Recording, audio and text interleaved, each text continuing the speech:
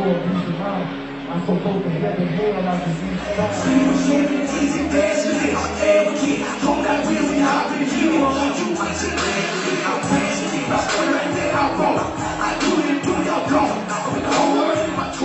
I felt really blessed to have the opportunity to venture into music so early.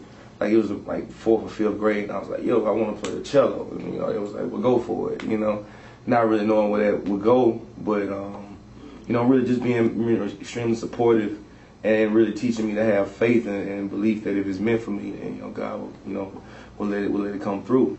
Big KRIT, the artist and the rapper came about probably in my mid-teens.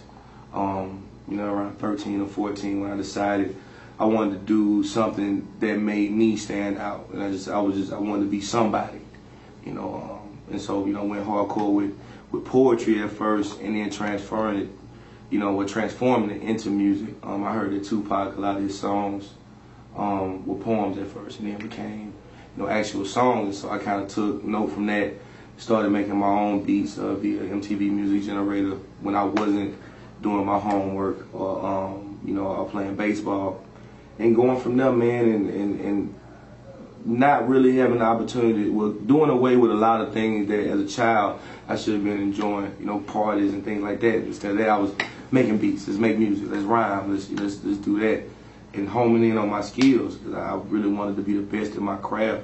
I literally recorded my very first CD. I recorded in my grandmother's house on a PC with like a PC mic over some old school Timbaland beats, and it was I can't even think of the other producers, like just doing freestyles. It was called Coming Out Hard, and it was chopped and screwed. Just that bass, the beginning, was extremely important because it showed me that on an independent scale I can go ahead and grind on my own. I can put the music together on my own and really learn, kind of learn how to really expand a company. You get to a point in your life where you have to really motivate yourself. And it's not that somebody's not going to be somebody that'll help you. It's just that you're expected to. I really took to, of course, English and history. Not to say I was the best, student ever, but, definitely on a grounding level. It gave you something to strive for. And a lot of my teachers, thank God, were, really good teachers and really felt like, they really kind of pushed me to be the best I could in the classroom. And again, it gave me the mind frame to strive to do more because I'm in history class and I'm learning about all these heroes and people that had something to say. We're talking about, Malcolm X, Martin Luther King, and really kind of taking that path. Like, all right, if I have a voice, I feel like I should say something important. I should say something with subject matter and content. I try to do that in my music. As far as school is concerned, man, it's extremely important that you have that to fall back on. I mean, in my case, necessarily, like, I thank God every day that this happened. It didn't have to happen, and then I would have been put in a situation to where I either been starting right back over and not really having a plan B. I mean, school definitely is probably one of your biggest plan Bs you can have because it at least gives you opportunity to go get you a job that could really help you financially or put you in a situation where you can survive when times get tough. It's very rarely that somebody that just from the ground up that didn't get educated on it actually wins doing it. And you really don't want to be a part of that number. You'd rather go get your education and actually have some kind of internship and some kind of understanding of how long it's going to take you to get from point A, which is internship, to point B, which is really getting paid, to point C, that own your own business. I think all that is extremely important, and school is literally the only place that they can teach you what kind of time you're looking at and what kind of work it's going to take to get there. A lot of I actually have some friends that finished up, and I remember, working on music and seeing them like just go from high school to, man, I just got this diploma, man, I just got this diploma, and the caps and gowns, and now they actually, a part of companies that give them all the benefits that are necessary when you get older.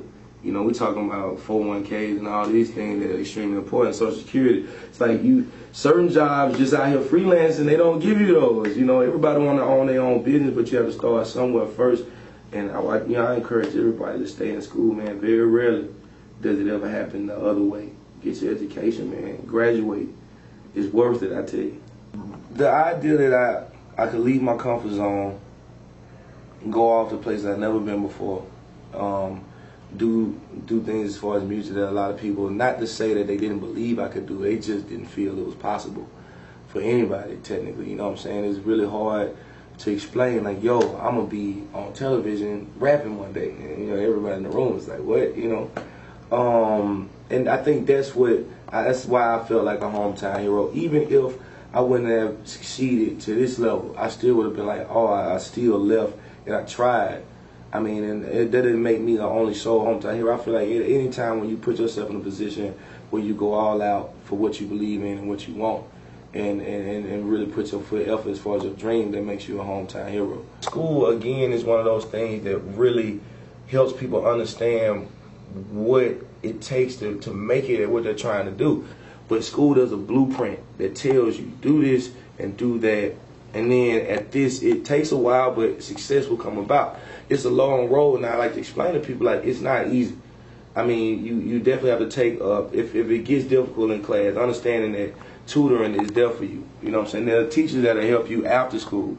You just gotta really want it. And it ain't just about you per se then, but when you get older and you have kids, being able to show them that I didn't take the easy road out. You know, I actually put my best foot forward, and I got help. And it was at a point where school was hard for me, learning was hard for me, but I took it upon myself, you know, to take another option and decide to get help as far as tutoring, ask people questions.